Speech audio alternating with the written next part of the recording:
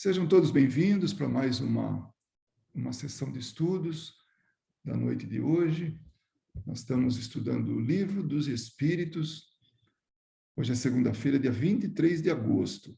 Estamos no livro terceiro, já nos últimos instantes, né, de concluir o livro terceiro, que trata das leis morais. Como todos nós sabemos, já discutimos isso, o livro terceiro dá origem, é um capítulo todinho, um livro todo voltado para as leis morais, ele dá origem ao Evangelho segundo o Espiritismo. Kardec percebeu que a moral do Cristo era a moral que precisávamos, em termos de humanidade da Terra, né? E nós estamos no capítulo 10, tratando da lei de liberdade. E hoje vamos estudar o resumo teórico do móvel das ações humanas. O que movimenta, o que faz com que nós tenhamos essas ações, né? E, então, somente para relembrar desse livro, né, das leis morais, o livro terceiro, nós já vimos a lei da adoração, lei do trabalho, lei da reprodução, lei da conservação, lei da destruição. Algumas delas tiveram que dividir em várias sessões, dado assim a extensão, né, os exemplos, as perguntas, enfim, as discussões que Kardec traz para a gente. A lei de sociedade, lei do progresso, lei de igualdade, e agora nós estamos finalizando a lei de liberdade, para que a gente possa entrar na lei de justiça, amor e caridade, e fechar com o capítulo 12º, da perfeição moral. Então, todo ele a gente nota que tem a ver com as leis morais, né? Então, na questão 872, porque tem uma sequência, o Livro dos Espíritos todinho, ele é numerado, seja por número de questões, né, que Kardec faz para os espíritos, e ele fez não só para um espírito, mas para muitos, através de médiuns diferentes, locais diferentes, e depois ele compilou a resposta numa única, né? Então, na 872, lembrando que o Livro dos Espíritos tem 1019 questões, então estão muito próximos de encerrar o Livro dos Espíritos. Mais um livro, né, o livro quarto, e nós vamos estar partindo para alguma outra obra, né? Então, vamos lá. A questão 872, que na verdade é uma discussão, não é uma discussão, mas é uma observação de Kardec, né, que diz o seguinte, concluindo esse capítulo, o 10º, que é a lei da liberdade. A questão do livre-arbítrio pode ser resumida assim. Olha que interessante. A criatura humana não é fatalmente conduzida ao mal. Os atos que pratica não estavam antecipadamente determinados. Os crimes que cometem não resultam de uma sentença do destino. Então, ninguém vem para a Terra reencarnar falando: eu vou matar fulano, eu vou matar ciclano, esse é o meu objetivo, essa é a minha missão, eu vou me matar, ou eu vou matar alguém, eu vou... Não existe isso. Ela não é fatalmente conduzida, ou vou prejudicar alguém, não, né? Então, isso tudo, ao longo da existência, ela pode agir, mas não de forma assim, que seja uma fatalidade. É decisão dela, momentânea, durante a sua encarnação, ou reencarnação, já que nós temos encarnações sucessivas, então nós temos que falar em reencarnação, né? Então, não é uma sentença do destino. Então, que ninguém pense, foi uma fatalidade. Algumas coisas são demarcatórias. A gente realmente passa por aquilo, que é, como nós vamos ver, algo que foi combinado, que foi planejado, né? Que foi antecipadamente determinado. Mas, tudo isso para que a gente tenha um resultado moral, né? Então, vamos lá, seguindo.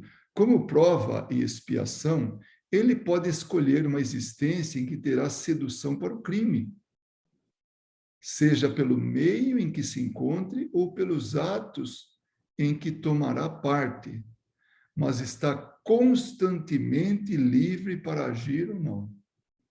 Então, isso consiste o livre-arbítrio. Constantemente nós temos a liberdade para agir ou não. Então, Se a gente pega uma prova assim e fala, olha, eu vou nascer numa família de bandidos, onde é muito natural, a educação faz parte da educação, nós nos aprimorarmos no crime. Mas eu vou lá porque eu preciso ver se eu aprendi realmente isso e ter a minha liberdade de escolha para dizer, não, eu não quero fazer isso, não quero fazer parte disso. E ainda assim, melhor assim, se eu tiver como resultado de influenciar positivamente aquela família. Então a prova está aí. A prova consiste nisso. Assim, o livre-arbítrio existe no estado de espírito, com a escolha da existência das provas, e no estado corporal, na disposição de ceder ou de resistir aos arrastamentos a que estamos voluntariamente submetidos. De novo, arrastamentos a que estamos voluntariamente submetidos. Voluntário significa nós optamos por isso, nós queremos, nós fazemos isso. Então, um trabalho voluntário é uma escolha minha de fazer tal, e eu quis fazer isso, né? Eu desejei fazer isso. Então, é muito importante que nós tenhamos isso em mente. Nós estamos constantemente livres para agir ou não. E que o livre-arbítrio, ele existe no estado de espírito, então lá no plano espiritual e depois aqui, na Terra. É uma condição do espírito. E o estado corporal, aqui, é que a gente vai submeter esse nosso corpo ao desejo, à liberdade de escolha nossa, do espírito. Então, nós temos que lembrar sempre que é o espírito que comanda o corpo, não é o corpo que comanda o espírito. Ele pode dar algumas limitações para o espírito, ele pode interferir, sim, mas o corpo não pensa. O corpo é o veículo, é o espírito que traz consigo os compromissos e tudo mais, e a interferência no meio que está por decisão espiritual. O espírito. Nós somos espíritos numa experiência física, corporal, e não o contrário. Não é o corpo que está tendo experiência. Quem está tendo experiência é o espírito. Então, cabe à educação combater essas más tendências. Então, já vem lá do berço, né? E depois a educação nossa, essa autoeducação, a gente segurar o rojão, né?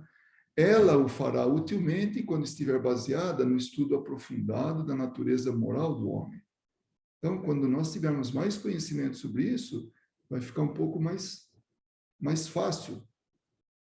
Ou seja, não exatamente mais fácil, mas assim, mais inteligível. Vai dar para conhecer melhor isso aí. Isso que nós estamos estudando agora, vai ser algo muito mais espalhado por aí, né? Pelo conhecimento das leis que regem essa natureza moral, será possível modificá-la, como se modifica a inteligência pela instrução, e como a higiene, que preserva a saúde e previne as doenças, modifica o temperamento. Então, ele dá como exemplo que, se nós nos utilizarmos da higiene, nós vamos estar nos prevenindo contra as doenças, preservando a saúde. Se a gente tem uma educação melhorada, aprimorada, então a gente vai mudando a maneira de ser, né? Então, a instrução é importante, né? E aí vem uma frase bastante importante, que ela vai refletir mais para frente no comentário de Kardec. O espírito livre da matéria, desencarnado, na erraticidade, no intervalo das reencarnações, faz a escolha de suas existências corporais futuras de acordo com o grau de perfeição que atingiu. E nisso, como dissemos, consiste principalmente o seu livre-arbítrio. Olha só, está em negrito, de acordo com o grau de perfeição que atingiu. Então, ele pode sim fazer as escolhas, de acordo com o grau de perfeição que atingiu. Porque se ele não está em condições, alguém pensa por ele, alguém o auxilia, o conduz na melhor escolha. Eu, por exemplo, posso chegar assim e falar, eu estou aqui na fila da reencarnação, fui aceito, vou reencarnar. Já combinaram todo mundo daqui. Claro que não é assim, amanhã vai reencarnar. Tem todo um preparo, eu tenho que localizar os pais, o lugar que eu vou, tenho que me preparar para isso. Que idioma que vai ser falado, que país que vai ser esse? Vai ser um país tranquilo, que não tem guerra, ou vai ter um que tem guerra? Vai ser um país pobre, um país rico, enfim. Tem toda uma série de coisas que vão ter que ser consideradas. E meus pais, eles precisam ter um conhecimento espírita, evangélico para me ajudar? Ou eles vão ser aqueles bandidos que a gente falou assim, né, que um pouco mais cedo ali, que vai ser uma prova para mim, que eu vou ter que cair naquele meio, né, para pôr à prova toda essa teoria que eu aprendi aqui como espírito. Eu estou no plano espiritual. Aí os espíritos falam, olha, a prova que você pediu é muito para você, você não vai aguentar, não. Então é melhor que você abrande isso, vai com calma. Não queira dar um passo maior que a perna. Não, não, mas eu estou com toda a vontade, eu estou aqui. Você vai lá, vai falhar, vai piorar a situação às vezes. Então é melhor que você dê um passo que você possa efetivamente atingir, né? Aí, então, eles me convencem, aí eu venho. Então, de acordo com o grau de perfeição que eu estou, eu vou ser conduzido ou não, né? Quando a gente pega o livro Renúncia, a gente vê o Espírito determinando tudo, em termos de, né, que é a Alcione, né? Ela faz o planejamento dela. E os Espíritos falam, não, por que você vai querer reencarnar? E por que você vai querer essas provas? Você pode falhar. Fala, não, eu vou lá, porque eu vou por amor, né? Alguém muito importante para mim. E ela veio e não falhou. Ela sabia, mas por quê? Porque ela atingiu um grau de perfeição que ela tinha a maturidade para saber se ela aguentaria segurar aquele rojão ou não. Mas muitos espíritos, a grande maioria, muito provavelmente nós, precisamos da ajuda de amigos espirituais que deu até uma segurada. A gente que já tem uma vida tão tranquila, de vez em quando a gente dá uma afinada, né? A gente dá uma titubeada, fala, oh, mas por quê? Por que tanta coisa assim? Porque e vem uma revolta, vem isso, vem aquilo. Então imagine se pegasse uma coisa um pouco mais difícil do que é hoje. Talvez a gente não triunfasse, talvez a gente não chegasse nem no ponto que nós chegamos hoje, né?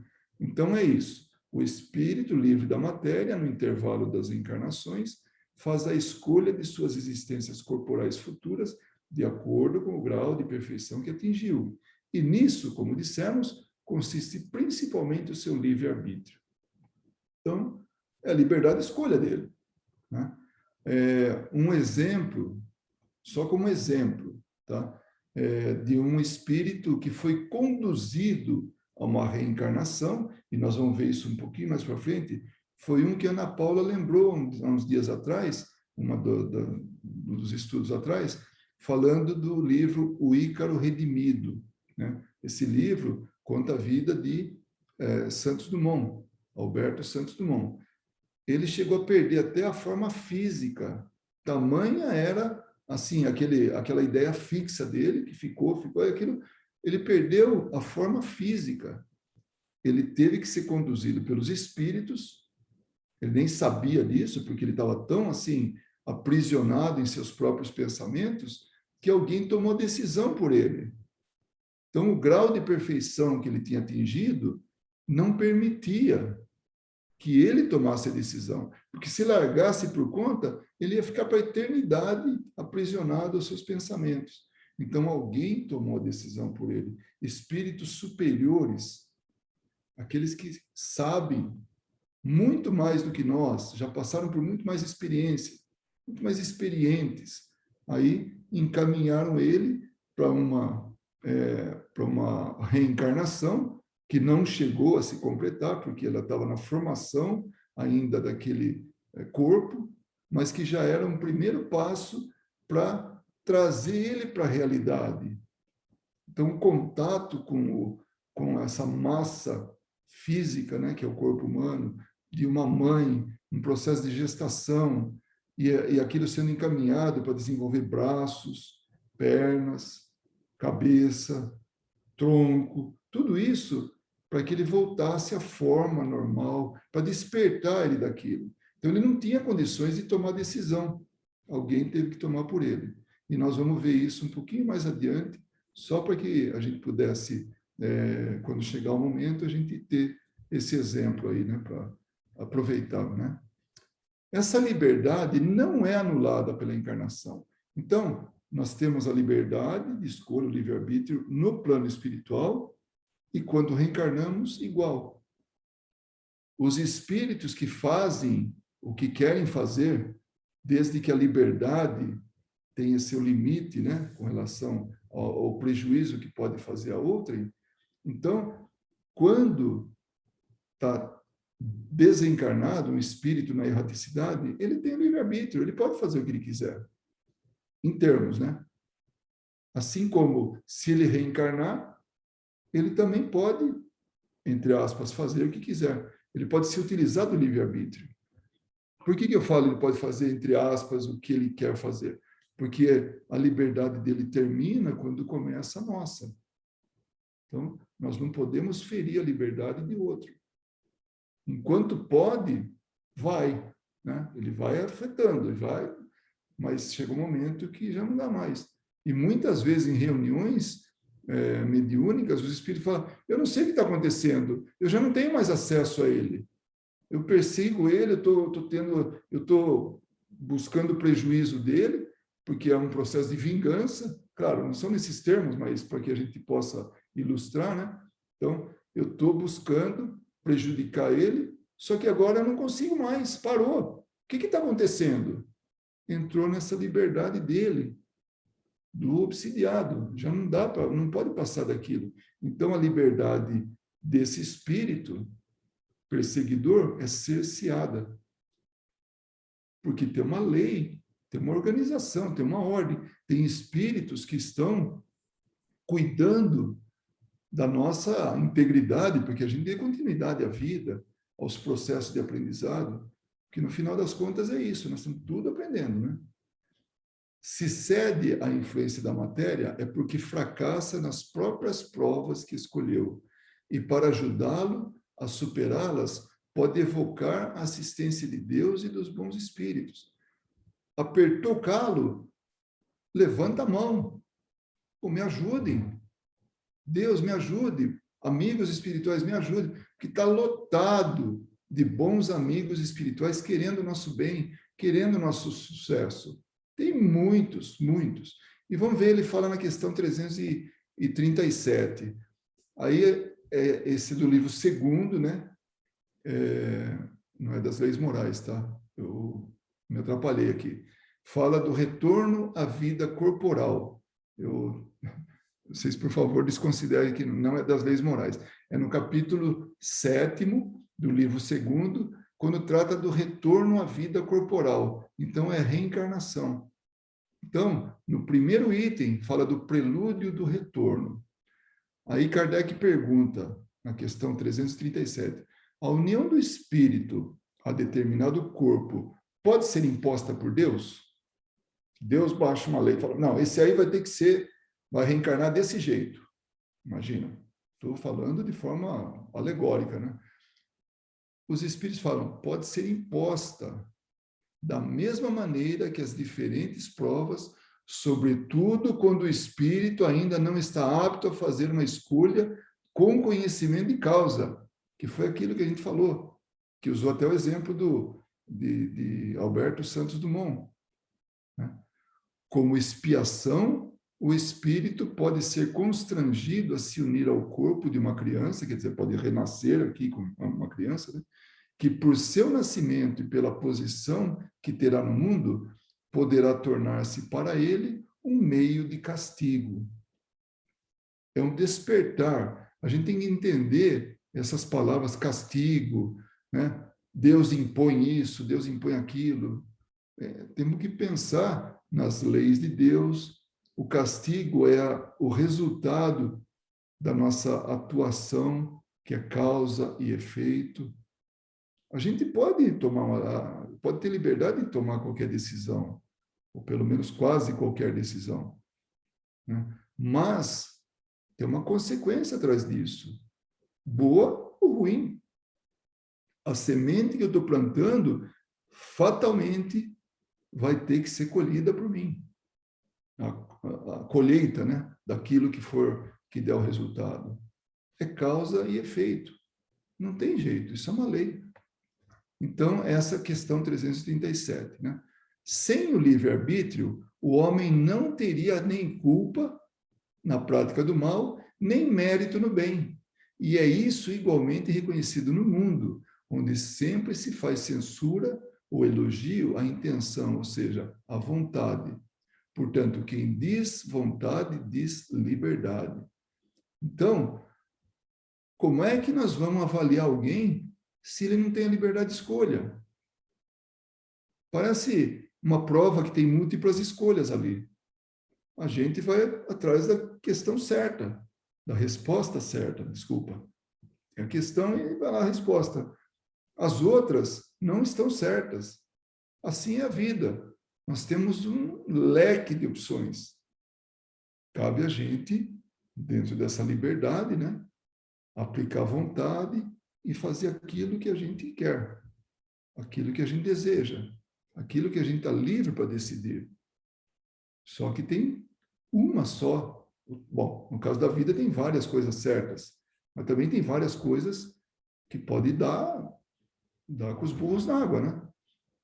Eis porque o homem não pode justificar ou desculpar suas faltas, atribuindo-as ao seu corpo, sem abdicar da razão e da condição de ser humano para se igualar ao irracional, agir por instinto. Então, Kardec lembra a gente, não é o seu corpo, né? É o espírito. O corpo está sendo o veículo para que a gente possa viver aqui, conviver aqui, ter a experiência aqui, né? Se o corpo humano fosse responsável pela ação para o mal, o seria igualmente na ação para o bem. Então, vamos... ele fala, se foi o corpo que fez o mal, também, qualquer bem que fosse, seria o corpo, né? Como é que é? Tem uma coisa, tem aquele ditado, né, que diz que não é um ditado, mas é assim, uma frase popular, né, que a carne é fraca, né? A carne é fraca só se for para apodrecer, porque, na verdade, a carne é o veículo, é o corpo. É o espírito que é fraco, ou ele é tenaz nas suas decisões, boas decisões, né? Então, entretanto, quando o homem faz o bem, tem grande cuidado para evidenciar o fato em seu favor, como mérito seu, e não exalta ou gratifica seus órgãos. Então, ele não fala, não, foi meu braço que fez aquela doação. Não, foi ele como espírito, né? É isso que ele quer dizer.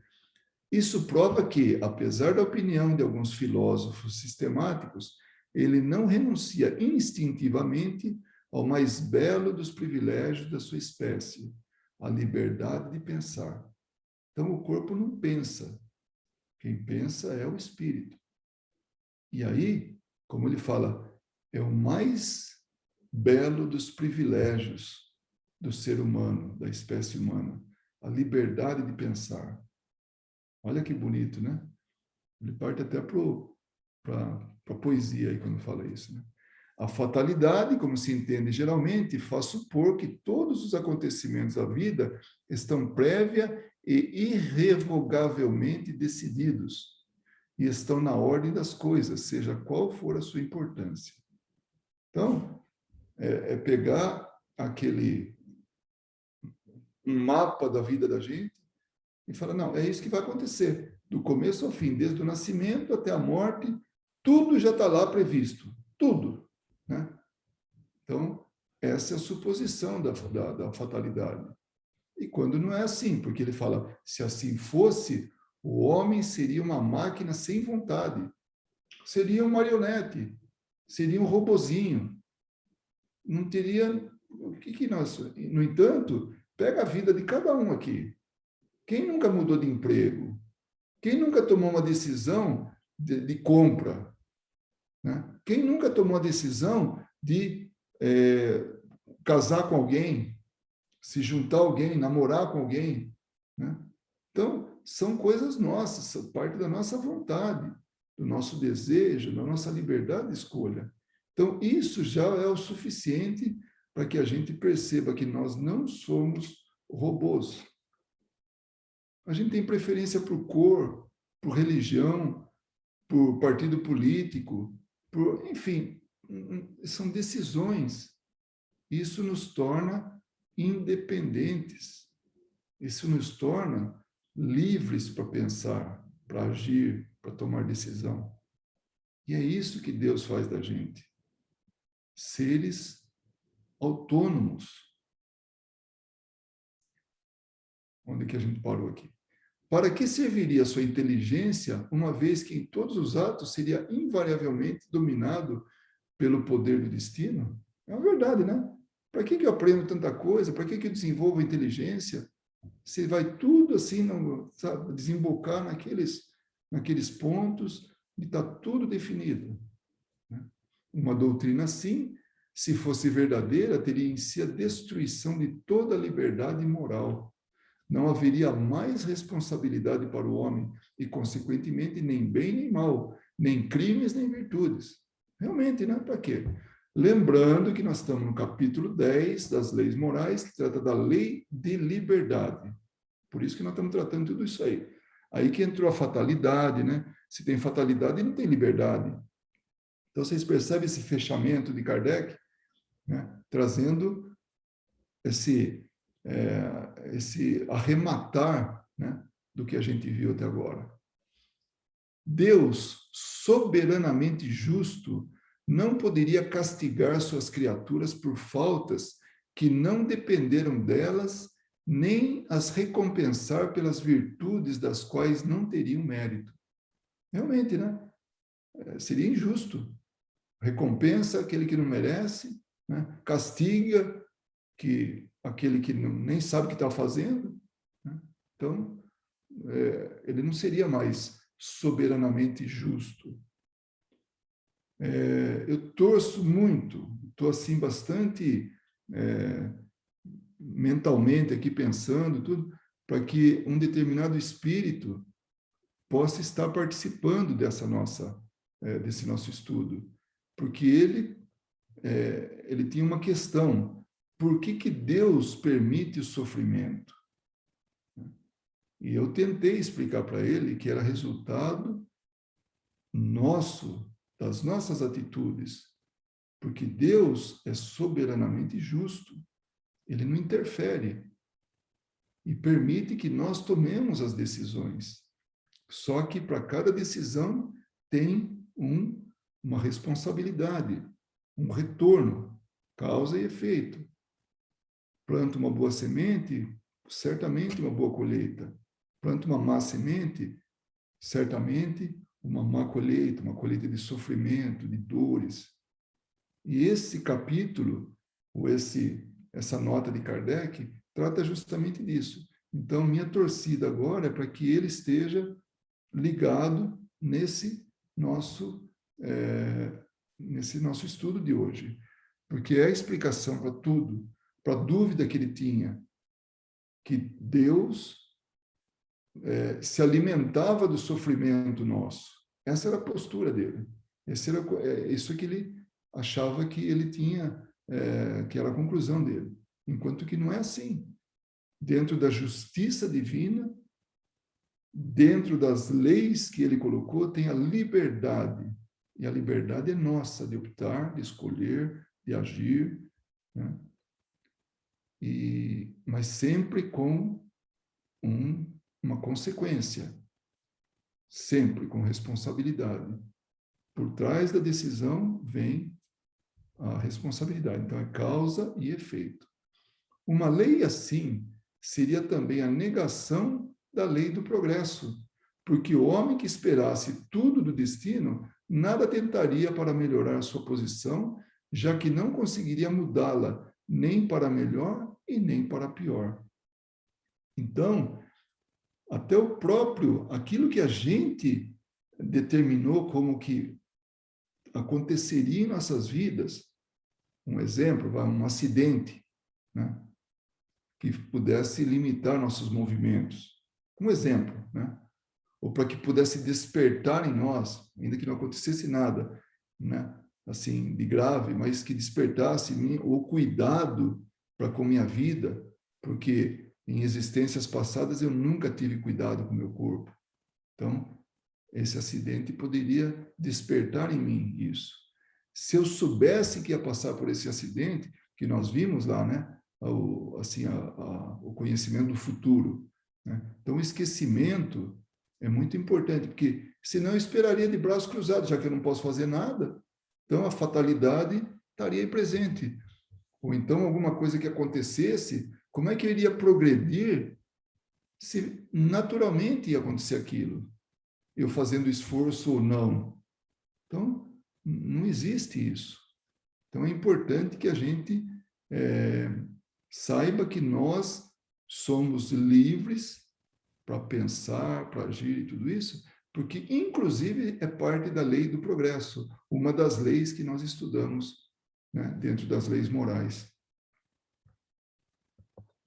Se estiverem cansados aí, quiserem falar alguma coisa, por favor, é só falar, tá bom?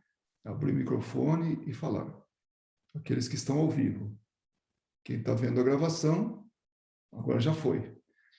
Entretanto, a fatalidade não é uma ideia vã. Está vendo? Nem tudo assim é inflexível ou é imutável. Não tem também algumas coisas nesse sentido. Ela existe na posição que o homem ocupa na Terra e nas funções que aí cumpre, por consequência do gênero de existência que o seu espírito, não o homem, o corpo, né, o espírito dele, escolheu como prova, expiação ou missão. Então, em alguns momentos, vai acontecer alguma fatalidade, como essa que eu dei o exemplo. Vai ter um acidente na minha vida. Eu não sei disso, eu não sei quando que vai acontecer, eu não tenho percepção, consciência disso, mas vai acontecer. E isso vai ser importante para alguma, como ele falou, né? Pelo gênero de existência que seu espírito escolheu como prova, como expiação ou como missão. Ele sofre fatalmente todas as alternâncias dessa existência e todas as tendências, boas ou más, que lhe são próprias. Porém, termina aí a fatalidade, porque depende da sua vontade ceder ou não a essas tendências. Então, a fatalidade é quando vem o chacoalhão, de alguma maneira, ou vem, entre aspas, a tentação, ou vem um acidente, ou vem um grande prêmio na vida, né? Algo muito positivo. Mas aí, o que vai acontecer? Quando aconteceu aquilo lá, termina aí a fatalidade, porque o resto é livre-arbítrio. É o espírito. O que ele vai fazer com aquela experiência que ele teve? Vai jogar fora? Vai aproveitar? Vai piorar a situação dele? Né? Então, isso de acordo com a tendência dele, de acordo com quem ele é, de acordo com aquilo que ele está buscando se melhorar. Às vezes, até mesmo um grande arrependimento é o que vai fazer ele crescer, despertar. Então, aquele acontecimento desastroso que ele promoveu, quanto maior, mais toca ele o arrependimento. Então, por isso que é permitido até o mal.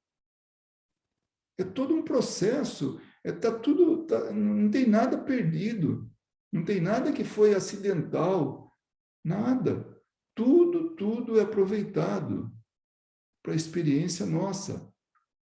Eu só fico imaginando como é que os espíritos superiores, porque eles querem o nosso bem, querem o bem da Terra, eles estão aqui para nos auxiliar. Como é que eles ficam maquinando como melhor aproveitar uma experiência desastrosa? Eu não tenho essa condição, estou longe. Então, eu fico imaginando como é que, sabe, fica esse quebra-cabeças enorme. Porque as coisas estão acontecendo. E ela tem um curso, e eles estão aí ajudando para que esse curso aconteça. Porque quem determinou esse curso foi Jesus. Que pode demorar um pouco, pode antecipar, tudo, mas ele está no processo normal de desenvolvimento, de crescimento, de progresso, de evolução, né? Então, não tem jeito. E quem está por trás disso, desde Jesus e todos os prepostos dele, já tem experiência de outros mundos. Então, isso aqui é mais uma experiência que eles estão colocando aqui. Então, está dando certo, vai dar certo. E a gente vai ver ao longo ainda desse comentário, assim, a convivência nossa com todo tipo de espíritos.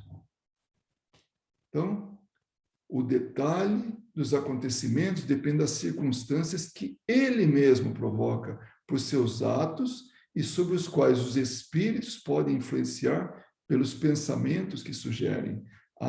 E ele lembra daquela questão 459, que para mim, para eu lembrar dessa questão, 4 mais 5 igual a 9, né? Então, fica fácil. Aí eu vou lá na 459. Livro 2º, capítulo 9, Intervenção dos Espíritos no Mundo Corpóreo. Item 2, influência oculta dos espíritos sobre os nossos pensamentos e as nossas ações. Kardec pergunta, nessa 459, os espíritos influem sobre os nossos pensamentos e as nossas ações? A pergunta parece tão simplória, né? Tão pequenininha, tão curtinha, e também vem simploriamente, né? Vem a resposta. Nesse sentido, a sua influência é maior do que você possa imaginar, porque muito frequentemente, na maior parte das vezes, são eles, os espíritos, que dirigem vocês. Olha que coisa! Nós estamos aqui bombardeados por pensamentos, por sentimentos, por, sabe, aquelas influências. Faz isso, faz aquilo outro. E nós estamos falando de bons espíritos e espíritos que querem o nosso bem. Nós estamos aqui bombardeados por esse grupo de espíritos. Agora, nós escolhemos quem a gente quer ouvir. Nós somos o filtro de acordo com as nossas tendências. E olha, tem muita gente que é dirigido por espírito. Nossa! Aquele que cutuca o lado nosso agressivo vira um cavalo domado na mão deles. Faz o que quer. Para a gente sair do sério fica muito fácil. Eles sabem como agir. Outras tendências, vícios, paixões, igual, né? E, por outro lado, aqueles que estão buscando levar a gente para, de acordo com a tendência da gente, eu gosto de fazer o bem, eu gosto de fazer a caridade. Então, eles vão lá e intuem, tem alguém que está precisando de ajuda. Aí a gente vai lá, mas como é que eu cheguei até essa pessoa? Nem sei. Deve ser coincidência. Nossa, foi sorte dele. E a gente vai lá como um anjo bom e ajuda alguém que estava no momento de dificuldade. Então, estão dirigindo nossas vidas. Muito frequentemente, eles dirigem nossas vidas. Então, essa é a questão 459. Eles influem sobre os nossos pensamentos e ações muito mais do que imagina, né? Portanto, a fatalidade está para o homem nos acontecimentos que se apresentam, uma vez que são a consequência da escolha da existência que o espírito fez. Consequência do quê? Do livre-arbítrio nosso. Estamos lá no plano espiritual. Eu quero passar por isso, por aquele outro. Tá bom, vai lá, tá pronto, tá combinado. Então, mais ou menos naquela época combinada, acontece. Mais ou menos de acordo com as circunstâncias que se fazem presentes, que se montam, acontece. Aí é a fatalidade, né? Mas, lembrando que é livre-arbítrio. Foi determinado isso. Nossa, mas eu pedi uma coisa com tanta intensidade e veio bem menos. Claro, você não estava em condições de aceitar, não, desculpa, de segurar aquele rojão. Era muito para você, então vem um pouquinho mais brando. Intercessão dos amigos espirituais, espíritos superiores. Pode deixar de ocorrer a fatalidade no resultado dos acontecimentos, quando o homem, usando de prudência, modifica-lhes o curso. Então, ele pode sim melhorar, né? Tem sempre uma historinha que contam aí, eu não sou muito assim fã, mas vamos lá, né? A pessoa que era para, durante a reencarnação dela, perder o braço inteiro, mas o cara fazia tanto bem, né? Ele combinou que ele perderia o braço, mas ele fazia tanto bem que seria um desperdício dificultar a vida dele sem aquele braço. Aí ele perde um dedo, né? Essa que é a historinha que muita gente conta. Mas dá para a gente ilustrar e dá para ver o quanto a gente pode interferir mesmo nas fatalidades. Depende da gente. Ou ainda a gente arrumar a encrenca, mesmo se não tivesse aquilo para acontecer. Então, esse o nosso comportamento que vai atuar, né? Então ele fala, nunca há fatalidade nos atos da vida moral. Então, eu vim para ser um criminoso. Não existe. Isso está ligado à moral. Eu vim para passar por um acidente. Isso não é moral. Isso é físico. Isso acontece com o corpo. Acontece com o material. Então, isso é fatalidade. Agora, eu me revolto, eu blasfemo. Imagine, eu era um sujeito saudável. Olha agora que eu sou, estou imprestável aqui e brabo com todo mundo, zangado e revoltado e tudo. Isso é moral, né? Isso é atitude moral. Então, isso não é fatalidade, não. Isso é decisão minha ficar de mal com o mundo, né? Eu não posso deixar de me lembrar de uma história de um cara que eu vi uma entrevista de um sujeito que não tinha as pernas e era um programa de um programa esportivo e ele não tinha as duas pernas, ele era campeão de skate. Imagina, a gente associa skate pernas, né? Não tem como. E ele era campeão de skate sem ter duas pernas, né? E estava lá o entrevistador falando para ele, falou, né? Ele falou assim, num determinado momento lá, vai o repórter pergunta para ele, fala assim, o que você mais sente falta na sua vida? Imaginando que o cara fala das pernas, claro, né? Então, o cara pensou um pouquinho assim e falou, olha, eu sinto falta de não falar inglês. É horrível para mim quando eu viajo para algum país e as pessoas vêm perguntar e eu não conseguia responder para eles. Eu queria falar para eles, mas não, tem que sempre uma pessoa estar interpretando. Então, para mim, o inglês faz uma falta danada, né? E depois, ao longo da conversa, ele fala que se ele tivesse as duas pernas, talvez ele não fosse campeão de skate, né? Então, o que ele fez com o acidente dele? Como é que ele transformou a vida dele? Foi xingando Deus, que pegou ele para bode expiatório, cortou as duas pernas? Ou ele falou, não, vamos para o plano B, eu vou fazer alguma outra coisa. E aí viu que podia ser skatista, né? Então, depende muito de o que a gente faz com a fatalidade. E a fatalidade é física. Já o livre-arbítrio, a moral, é tudo a consequência daquilo, né? Mas eu fiquei bem assim, dentro de mim, falando, bem feito esse repórter que achou que ele ia dar a resposta que todo mundo talvez achasse que ele ia dar, ou ele queria levar para aquilo, não, e o cara falou uma outra coisa, muito mais, para ele, de uma outra forma que não tinha nada a ver, né? Então, seguindo, É na morte que o homem está submetido à implacável lei da fatalidade de uma maneira absoluta, porque não pode escapar da sentença que fixa o fim da sua existência, nem do gênero de morte que deve interrompê-la. Então, aí está a fatalidade de verdade, a morte. Um dia a gente retorna para o plano espiritual. Não tem jeito, ninguém escapa disso, né? E nem da forma que naturalmente a vida leva. Porque se eu resolver tirar minha vida através do suicídio, então aquela fatalidade lá com gênero de morte deixa de existir, eu mudo para uma outra. E tem a ver com a minha moral, com a minha atitude moral. Eu mudei o esquema, né? Todo o plano, né? Então, fatalidade é final da existência e o gênero do final da existência. Isso é fatalidade, de verdade. Podemos não ter nenhuma fatalidade ao longo da vida, mas essas duas, dessa ninguém escapa. Ninguém escapa. Com fatalidade antes ou depois, isso depois não dá, né? Porque aí é o fim da existência. Mas esses dois, não tem jeito. De acordo com a opinião geral, o homem possuiria todos os seus instintos em si mesmo. Então, a grande maioria pensa, é físico, é instintivo, né? É isso que move as pessoas.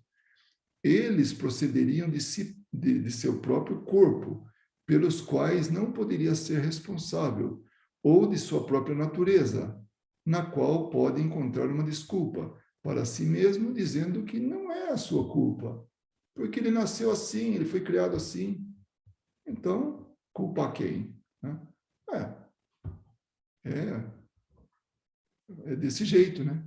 Então, esse de instinto do corpo, é o corpo que tem a decisão, é o corpo. Não existe. É o espírito. A doutrina espírita é, evidentemente, muito mais moral. Admite no homem o livre-arbítrio em sua plenitude. É algo nosso. É um direito. E, ao lhe dizer que, se faz o mal, cede a uma má sugestão exterior. Deixa-lhe toda a responsabilidade, uma vez que reconhece o seu poder de resistir, o que é evidentemente mais fácil do que lutar contra a sua própria natureza. Então, podemos ceder ou não a uma influência externa, como a questão 4, 5, 9 nos diz, né? Sobre a influência, né, dos espíritos sobre as nossas vidas, né? Então, cabe a nós resistirmos ou não. Cabe a nós decidirmos o que nós queremos para nós. Olha que coisa. Por isso que ele fala, a doutrina espírita é verdadeiramente muito mais moral. É isso. Assim, de acordo com a doutrina espírita, não há sedução irresistível. Eu não pude resistir, não teve jeito. Nossa, aquilo para mim, eu fiz o que eu pude e tal, mas eu não resisti. Não tem isso. Não tem nada irresistível. Depende da gente. Pode ter uma consequência, pode perder a vida, pode ser agredido, pode ser humilhado, pode ser, mas não é irresistível. A decisão é dele. O homem pode sempre fechar os ouvidos à voz oculta do seu obsessor, que o induz ao mal em seu íntimo, assim como pode fechá-los quando alguém lhe fala. Pode fazer isso por sua vontade, ao pedir a Deus a força necessária e rogando a assistência dos bons espíritos. Do mesmo jeito que a gente tem alguém falando, estamos conversando, a pessoa começa a falar bobagem, a gente fala, não quero nem ouvir isso aí. Ou então entra por um ouvido e sai pelo outro, né? Do mesmo jeito que alguém fisicamente está conversando com a gente e fala, e nós decidimos se queremos ouvir ou não, com os espíritos que querem o nosso mal, com o espírito obsessor que quer o nosso prejuízo, quer nos cobrar alguma coisa, nós não precisamos ouvir. Então, aquela vontade que deu lá de fazer alguma coisa, que a gente sabe que moralmente não é adequada, Então, a gente pode resistir a isso, porque muito provavelmente é alguém querendo influenciar em nossas vidas, nossas atitudes, né? E também com a ajuda de Deus e assistência dos bons espíritos, nós temos mais coragem, mais força para enfrentar. E aí ele finaliza dizendo: é o que Jesus nos ensina na sublime prece do Pai Nosso: não nos deixe cair em tentação, mas livra-nos do mal. Essa teoria que mostra a causa determinante dos nossos atos ressalta, evidentemente, de todo o ensinamento dado pelos Espíritos. É isso aí, a influência deles sobre nossas vidas, né? Então, é muito importante, que é algo que que se sobressai nos ensinos dos Espíritos. Não é apenas sublime em moralidade, mas acrescentaremos que eleva o homem a seus próprios olhos. Olha só, nós nos orgulharmos de nós mesmos, quando a gente tem uma atitude que não se deixou levar, nós resistimos. Mostra-o livre para repelir um domínio obsessor, como pode fechar sua casa aos importunos. Então, não deixar entrar em nossa mente a influência perniciosa de espíritos que querem nosso mal. Como exemplo, não quer que entre ninguém em casa? Tranca a porta. Não é mais uma máquina que age por um impulso independente de sua vontade. É um ser racional que escuta, julga e escolhe livremente um entre dois conselhos. Um bom conselho e um mau conselho, né? A múltipla escolha de dois, né? Então, ele já não é mais um marionete, ele pensa, ele tem a liberdade de escolha. Apesar disso, o homem não está impedido de agir por sua iniciativa, por impulso próprio, já que definitivamente é apenas um espírito encarnado que conserva sob o corpo as qualidades e os defeitos que tinha como espírito. Ele trouxe isso com ele. O espírito traz com ele. Aprisionado na carne, encarnado, aprisionado no corpo, né?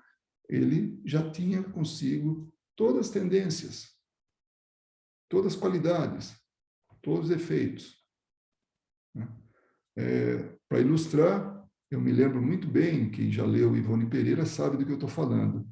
Ela teve, numa das obras dela, tem um momento em que um espírito se coloca à disposição dela, fala assim: olha, você pode ser muito famosa, você pode ganhar muito dinheiro se eu escrever os meus contos, as minhas histórias, os meus livros, através da sua mediunidade.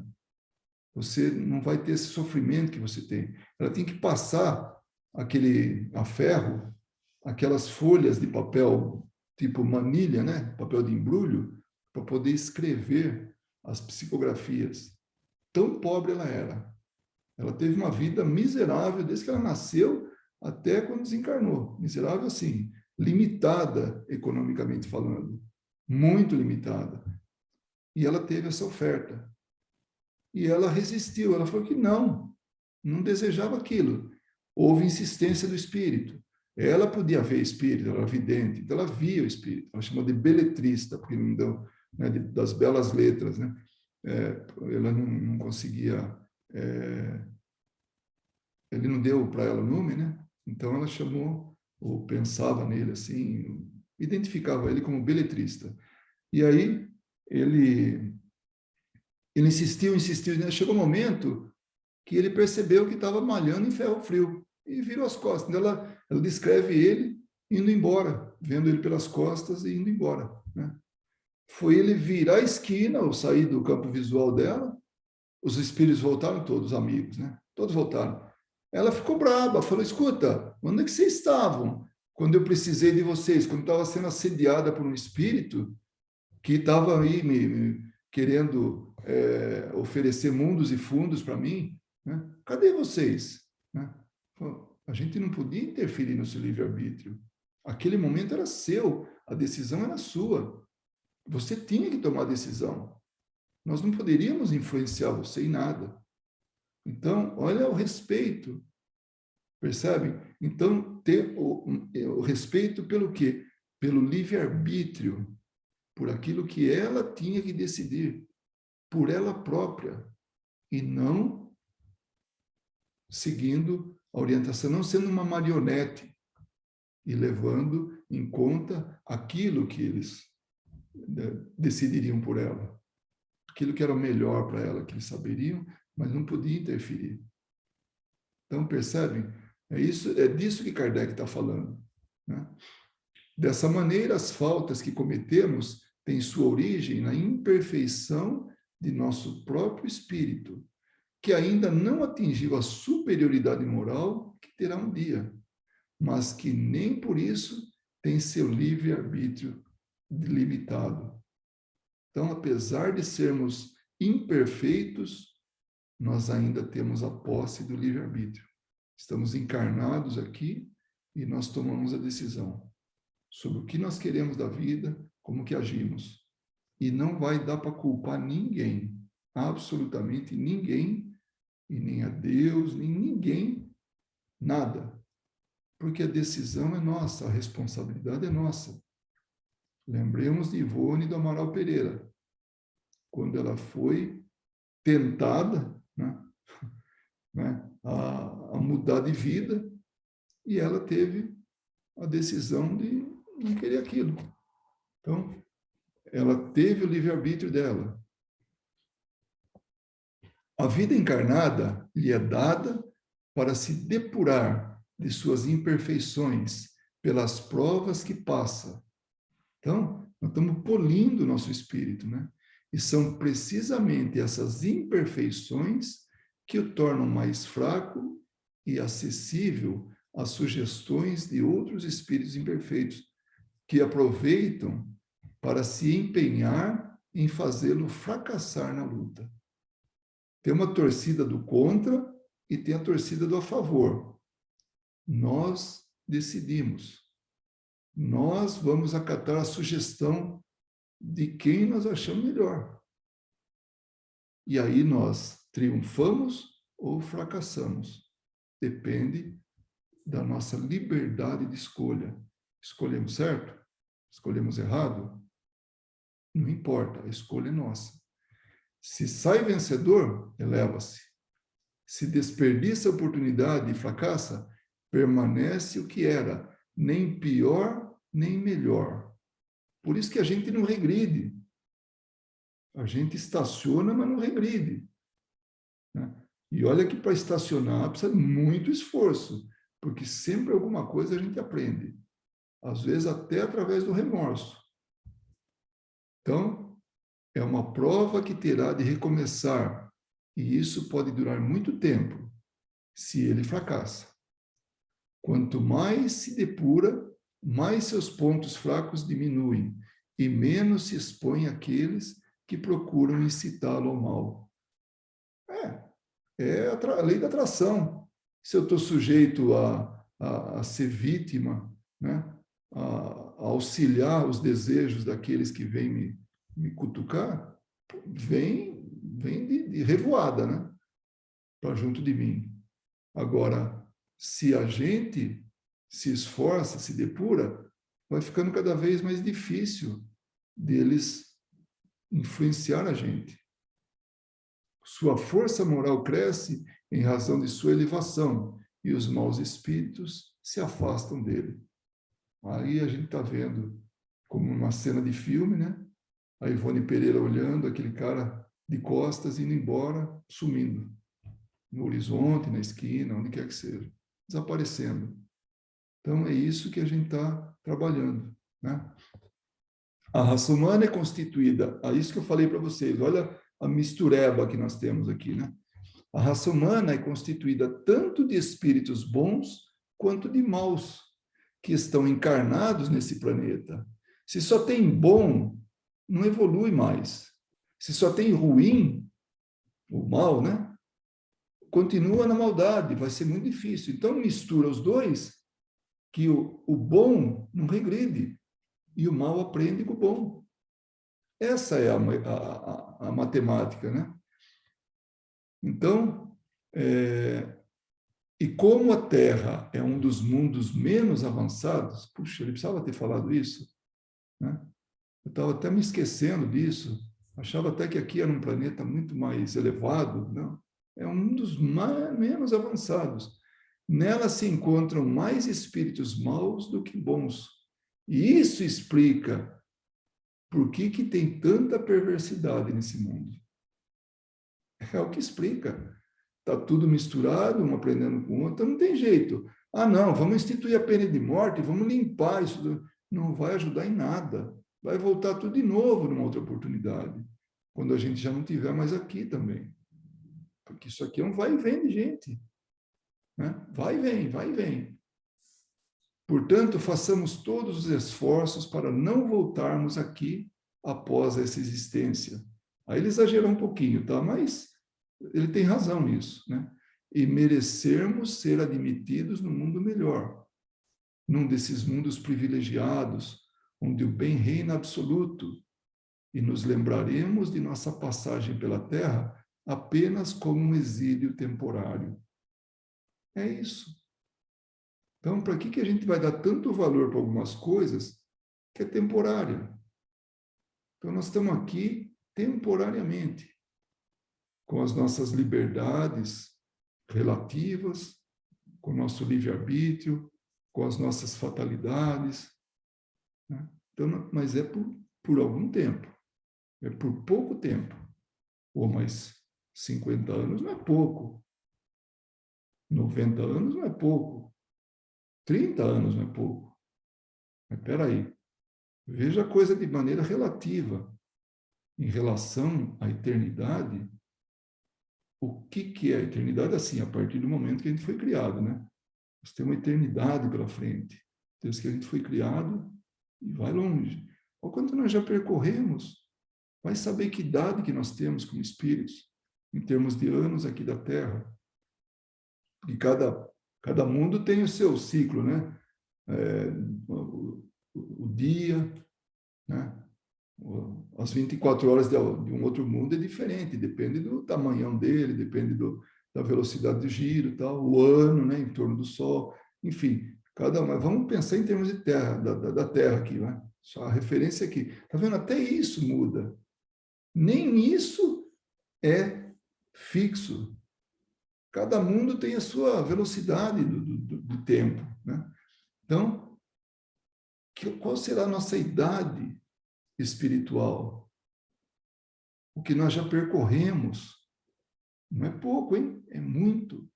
Só em termos assim de vida hominal, seres humanos, nossa, é muito tempo. O que é 50 anos? O que é 60 anos? 90 anos? É nada comparado. Então, comparativamente falando, esse tempo, por mais que seja, a gente não vai... Ele é muito rápido, na verdade. E não vamos comprometer o futuro por causa desses 50, 60, 90 anos. Vamos fazer, sim, desse tempo um tempo precioso para nos modificarmos, como ele fala aqui, né? Para nossa evolução moral, para que a gente tenha mais liberdade ainda nas próximas, para que a gente tenha um patamar mais elevado do que esse que quando a gente chegou aqui. E esse era o nosso estudo de hoje. E no dia 30, né, quer dizer, na próxima semana, daqui 7 dias, nós vamos estar ainda nas leis morais, só que agora nós vamos entrar no capítulo 11º, da lei da justiça, do amor e da caridade. Então, nós vamos falar da justiça e dos direitos naturais, nós vamos falar do direito de propriedade, do roubo, caridade e amor ao próximo, amor fraterno e filial. Então, esse era o nosso tema de hoje.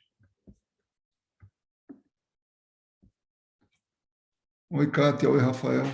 Não tinha falado oi para vocês ainda, né? Porque eu fechei a cortina aqui antes de vocês chegarem. Olá. Boa noite. Boa noite.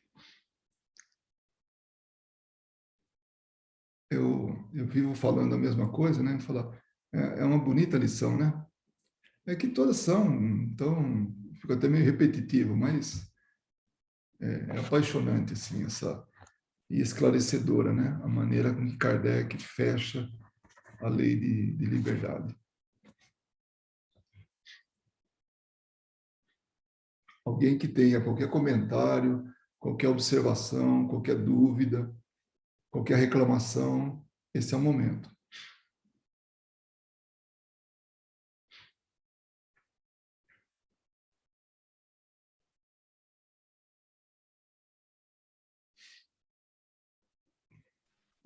Que grupo quietinho, meu Deus. É um grupo... Ou passou um anjo por aqui, né? Quando passa um anjo...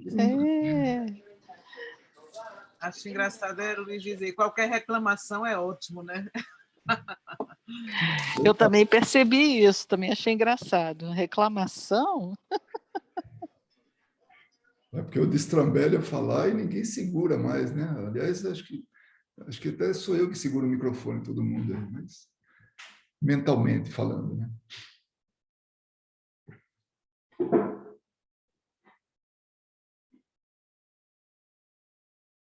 Eu vou fazer um comentário, então, Luiz.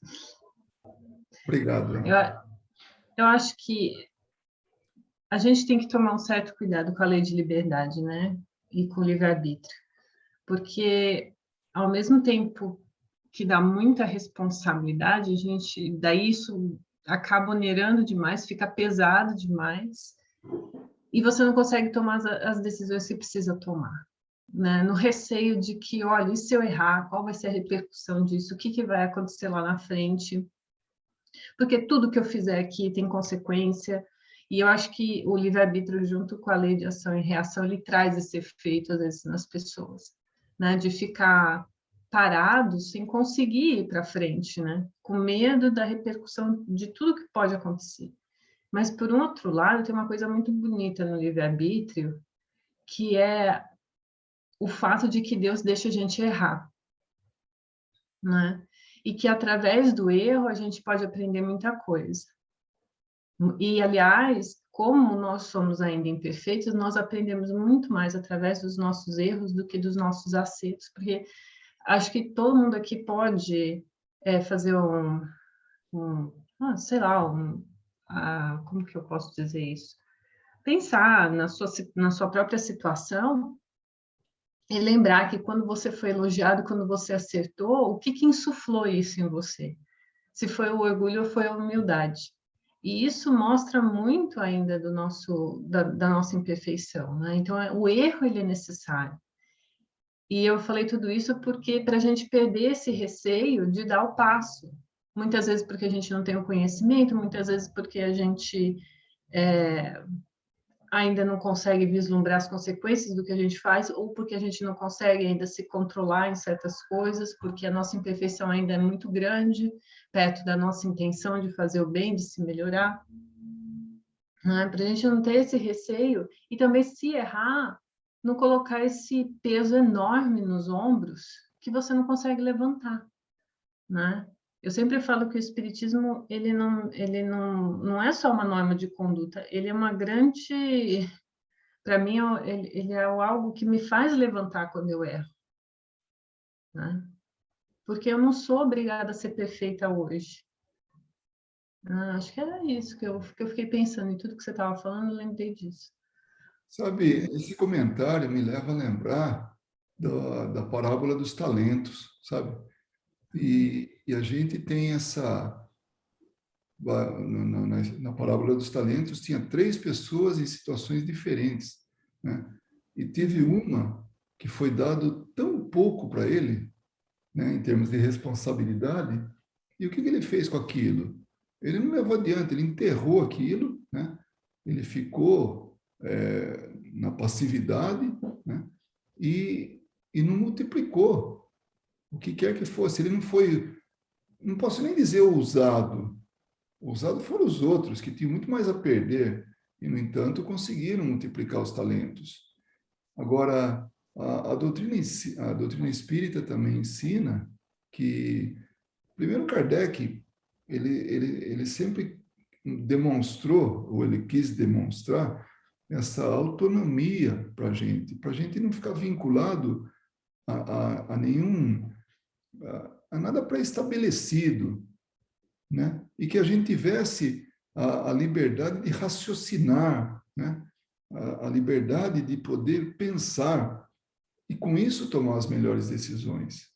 Quando a gente se leva para assim, para estudar e se instruir, nós estamos alimentando a nossa possibilidade de melhor raciocinar, de desenvolver inteligência, para tomar as melhores atitudes. Isso reflete no moral, né? Então, a parábola dos talentos e Kardec, né, nos conduzindo a pensar, né, isso nos dá uma certa tranquilidade, né? E aí dá um pouco mais de, eu diria assim, um pouco mais de folga nessa preocupação, né? É assim que eu vejo, que essa que você colocou, né, que o livre-arbítrio, né, essa liberdade, né, da gente fazer, pode causar até um certo, né, um certo receio, né, das consequências, o que pode acontecer, tudo. E depois você falou muito bem, Deus permite até o erro, e outra, não tem nada que não seja depois para revogar, sabe? Para consertar. Antigamente eu dizia que se eu não tinha solução para a morte, né? Hoje já mudou esse conceito meu, né? Então, para tudo tem jeito.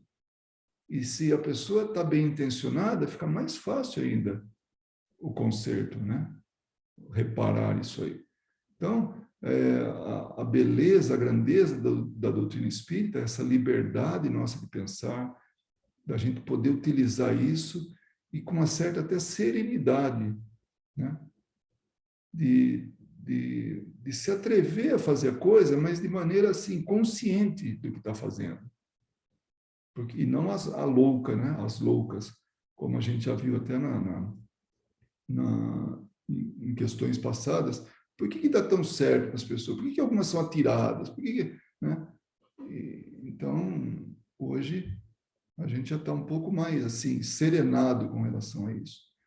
E, no fim das contas, a gente percebe que existe um verdadeiro complô para que tenhamos sucesso. A ajuda vem de tantos lados que é só ver o nosso histórico e ver como é que a gente passou pela vida para chegar até agora e ver que deu tudo certo. Mas teve um momento que foi meio sofrido, mas depois deu tudo certo. Mas teve um momento que foi terrível, foi algo que me afetou muito. Mas agora eu vejo, deu tudo certo. Então as coisas acontecem, né, de forma assim, tem uma torcida a nosso favor. É só a gente não fazer loucura, é só não fazer o que não deve, né? Mas que a gente tem a gente pode fazer muita coisa, assim. A gente pode pegar esses talentos que nos deram, né?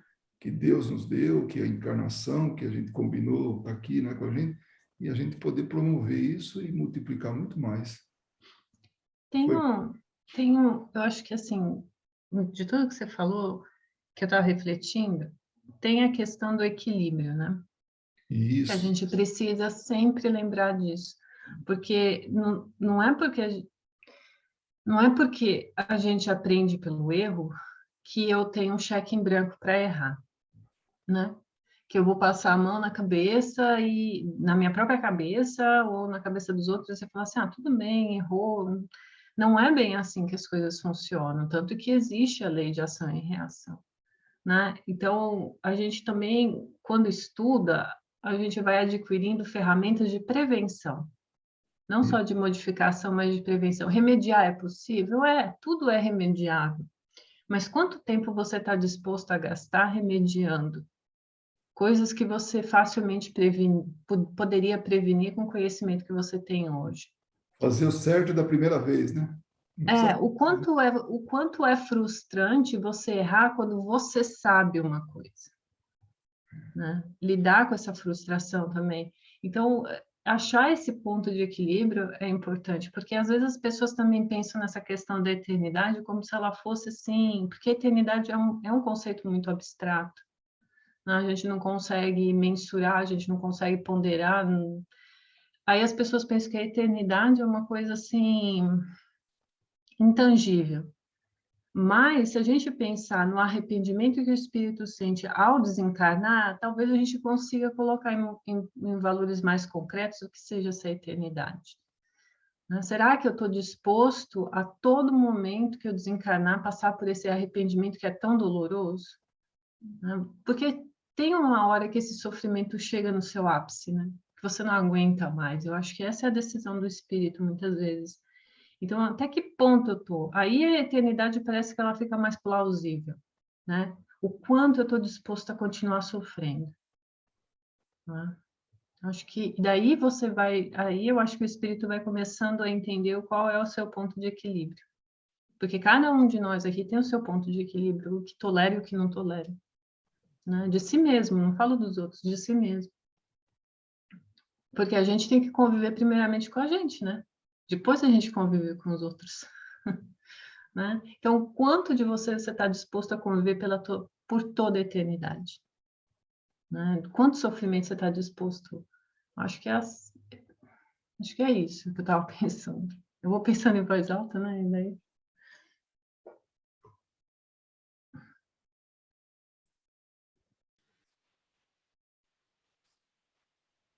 Luiz, eu vou falar uma coisa engraçada.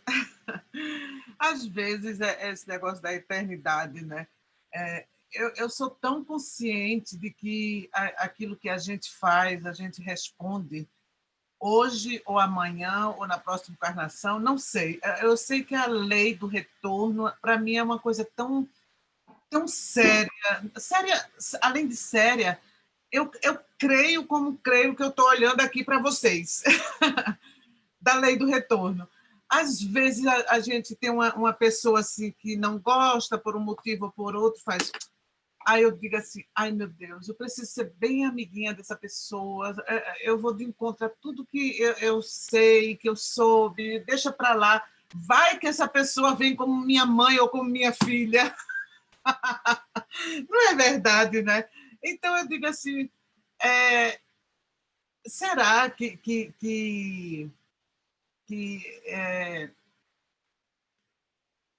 sempre tudo mesmo que acontece aqui, se não passar nesse período que nós estamos vivenciando aqui, tudo mesmo vai voltar? Olha, é muito simplista, viu, Marileide? Pensar assim, eu não gosto da minha vizinha, amanhã ela vai voltar com minha irmã, né? Não é simplista assim, sabe?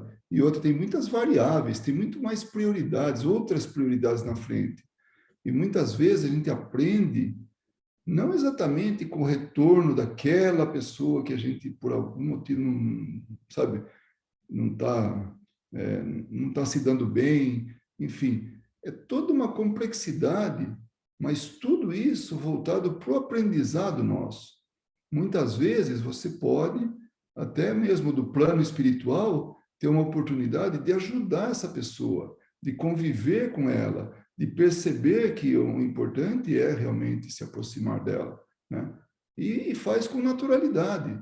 Então, não é tudo, sabe? Assim, é tudo assim, 1 + 1 = 2, como matemática, assim, tudo, no nosso dia a dia, porque tem muita coisa que influencia. É como eu estava falando, eu fico imaginando os espíritos que estão nos ajudando a montar esse grande quebra-cabeças, né, para que a gente possa ter um final feliz. E não estou falando só como indivíduo, também como indivíduo, porque o todo, a preocupação é com o todo. É todo esse grupo de pessoas que está aqui, os bonzinhos e os malzinhos, né, que estão tudo falando uma linguagem bem informal aí, que a gente vá junto se aprendendo, vai junto se melhorando, vai junto evoluindo. Então, é uma grande massa agora tem um tanto encarnado, outro tanto desencarnado. Daqui a um tempo vai ter igual, um tanto diferente encarnado, um tanto diferente desencarnado. Ou pelo menos parecido, alguns sim, outros não, enfim, mas, sabe, esse movimento que está constantemente acontecendo é tudo para o aprendizado da gente. Então, esse retorno que você fala, né, que eu entendo como, assim, como essa causa e efeito, é mais pessoal do que de uma pessoa para outra, ou aquelas duas pessoas. Então, nós vamos plantando, ou mesmo assim, sabe, pavimentando o nosso caminho.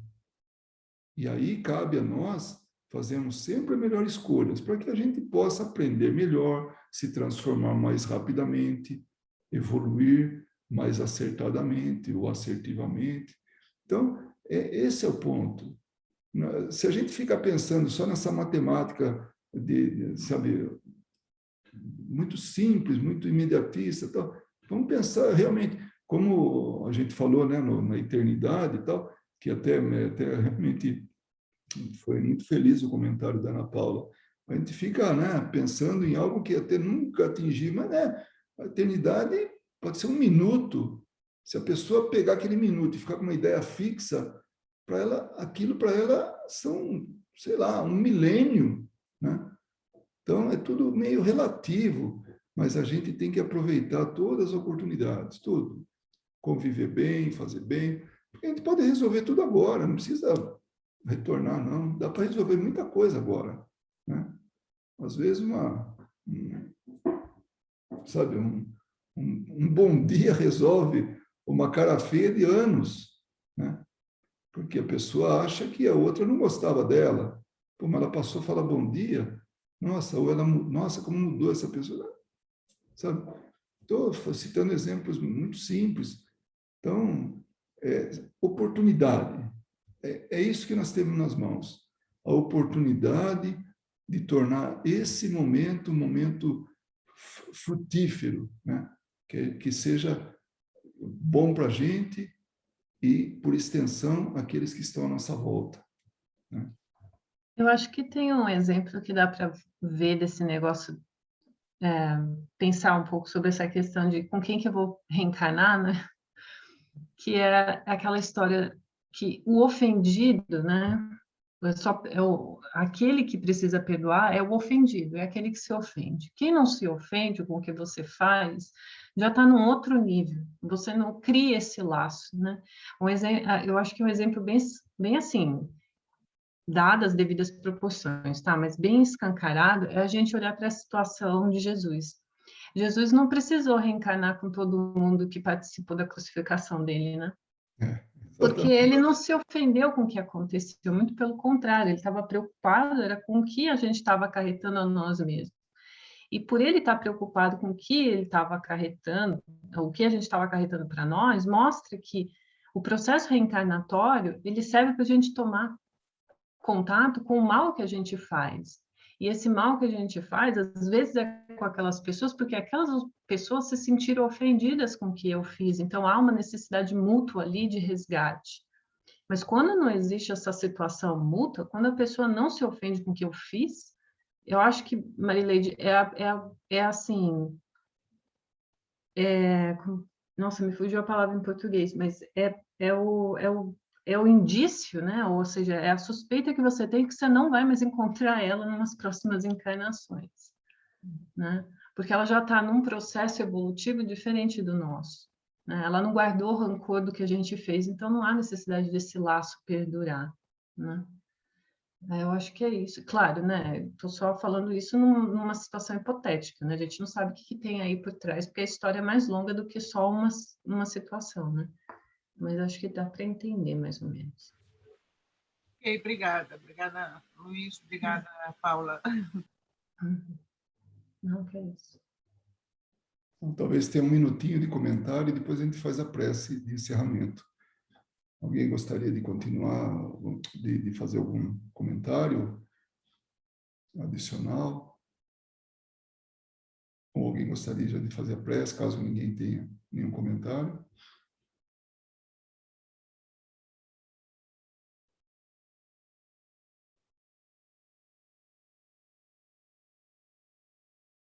Então, vocês deixam eu fazer a prece, não?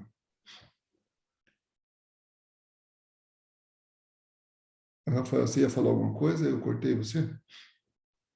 Não, eu ia falar que eu achei muito interessante, porque, assim, eu acabei de ler acabei ontem de ler o Sexo e Destino, e é muito interessante exatamente porque ele toca, assim, acho que o pilar principal do livro, ele toca exatamente nesse aspecto, sabe? Livre-arbítrio, consequências dos atos.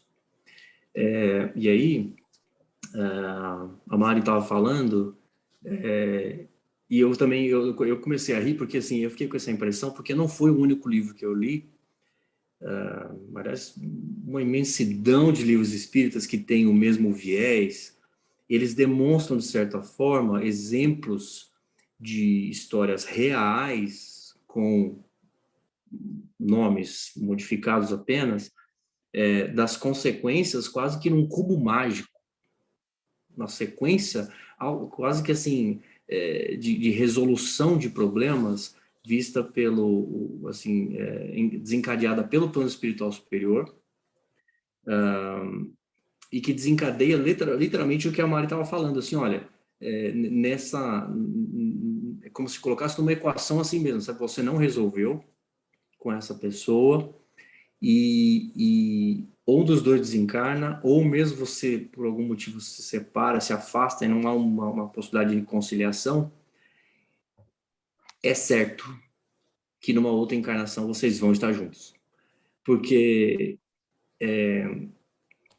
assim, é lógico que, de novo, não é matemático, e realmente eu acho que faz todo sentido o que a Ana Paula e você falou, pai, mas eu entendo a Mari quando estava falando, porque é a impressão que eu tenho também. Então, assim, a inevitabilidade das consequências dos atos, e quase que, de novo, assim, matematicamente.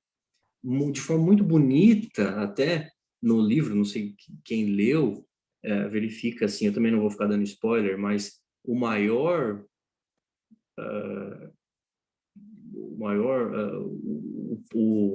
pivô principal da trama inteira, que envolve um monte de gente, é justamente quem vem para ajudar, do plano espiritual, toda uma trama enorme de pessoas, sabe?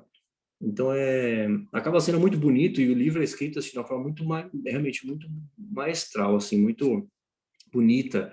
O André Luiz, ele escreve, ele tem quase que um poema, assim, nas palavras que ele usa.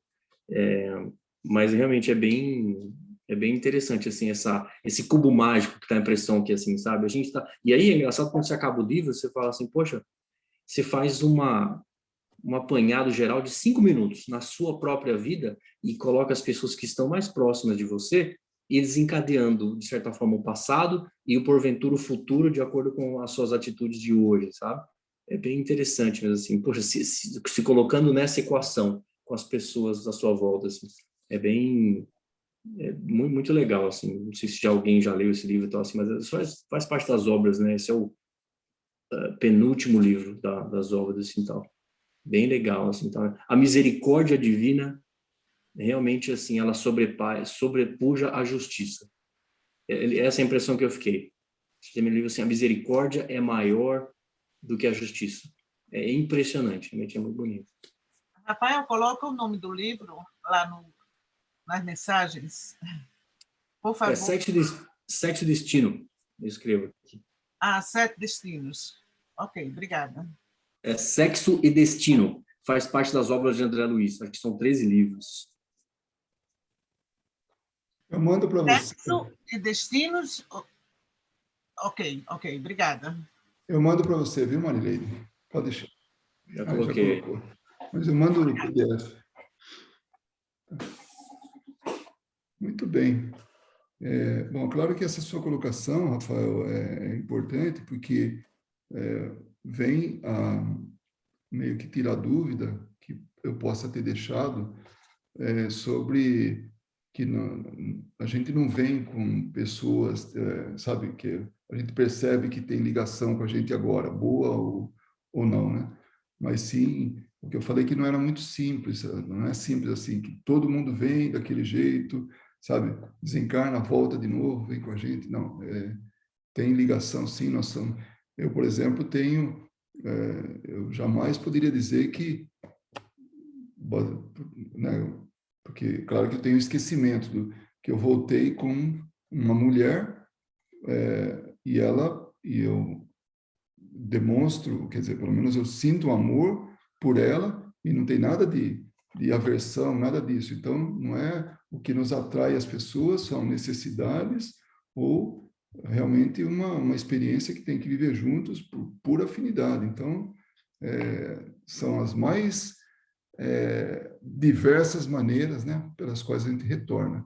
E não, eu só queria tirar essa dúvida aí de que né, que alguém que a gente não sabe, a vizinha que a gente briga não volta para a vida da gente. Não, são situações e cada uma tem a sua necessidade, a sua característica. Né? Não sei se eu compliquei ou facilitei aí, tá? Eu penso assim também, às vezes pode até ser que você não volte com a sua vizinha, mas você volte experimentando uma situação idêntica para ver como é que você vai sair dela, né? O que é que você vai aprender com aquela situação. Porque às vezes é uma coisa mínima. E se o outro já te perdoou, pensa assim, a vizinha já te perdoou. Então, na próxima encarnação, não tem aquela necessidade de vocês virem juntos, porque você não deve nada a ela, ela já te perdoou. Mas você precisa aprender uma determinada lição. Então, pode ser que aquela mesma situação se apresente de uma outra maneira, com uma outra pessoa, para que você aprenda a lição. Porque a outra parte já moved on, né? Como é que é? Já foi para frente, né? Eu penso assim também, que há coisas que são relativamente pequenas e que a gente perdoa, não é? Perdoa. Então, para quê? Está resolvido.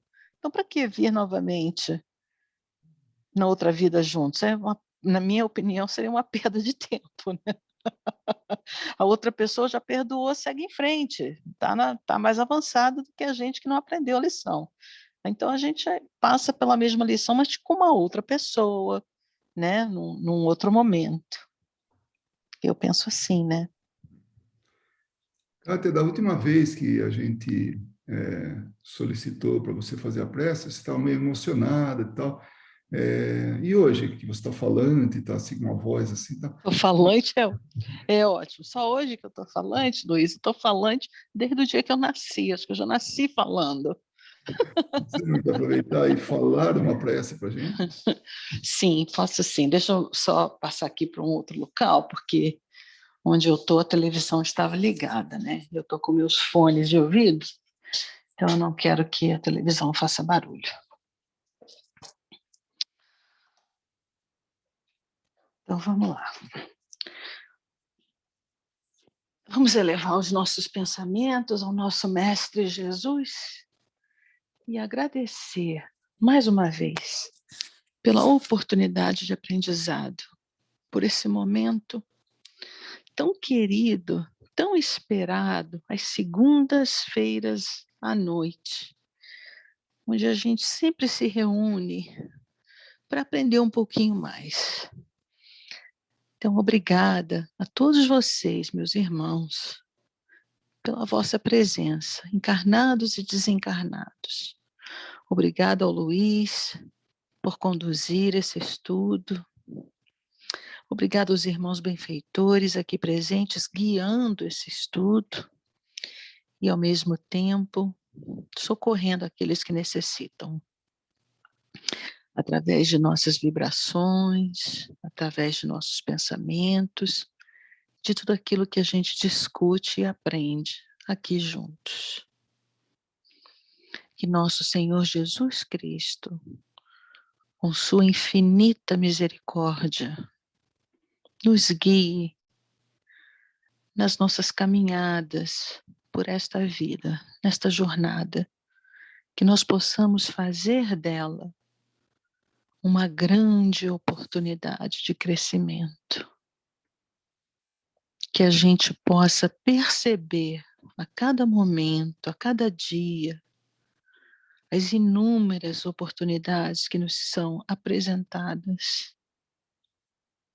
Senhor, tende piedade de nós, quando por pura ignorância a gente não consegue entender uma situação ou reage de maneira não apropriada, é por pura e mera ignorância nossa. Mas a gente tenta todos os dias melhorar um pouquinho mais. E é com a tua mão misericordiosa sobre nós que nos guia. É com ela que nós temos a profunda esperança de que um dia seremos muito melhores do que somos hoje. Que a luz e a paz de nosso Senhor Jesus nos acompanhe por toda a semana, onde quer que estejamos, e que possamos refletir esta luz em todas as pessoas que tenham contato conosco. Que esta noite seja uma noite ainda de mais estudo, quando adormecermos, que possamos aprender ainda mais, que possamos ser úteis e trabalhar na seara do Mestre sempre. Pedimos, Senhor, a tua bênção para nós, para os nossos amores encarnados e desencarnados e para o mundo inteiro. Que a tua paz se faça sentir em todos os corações, principalmente naqueles mais comprometidos, mais agitados, naqueles que ainda não conseguiram te perceber, Senhor. Um pedido especial para os nossos irmãos encarnados no Afeganistão. Que eles sejam abençoados com a tua paz, com a tua luz, que consigam te perceber, para que mudem seu comportamento. E que todos aqueles que se encontram desesperados nesse momento, de uma forma ou de outra, que eles possam perceber que as suas mãos continuam estendidas, prontas para segurá-los e trazê-los de volta à superfície, onde a brisa leve sopra, onde o teu amor se faz sentir, onde a tua luz brilha. Olhai por nós, Senhor. Obrigada por nunca desistir de nós, Senhor Jesus. Uma boa noite a todos vocês, encarnados e desencarnados. E com o coração cheio de gratidão, pedimos permissão para terminar encerrar a nossa reunião de hoje. E que assim seja. Graças a Deus.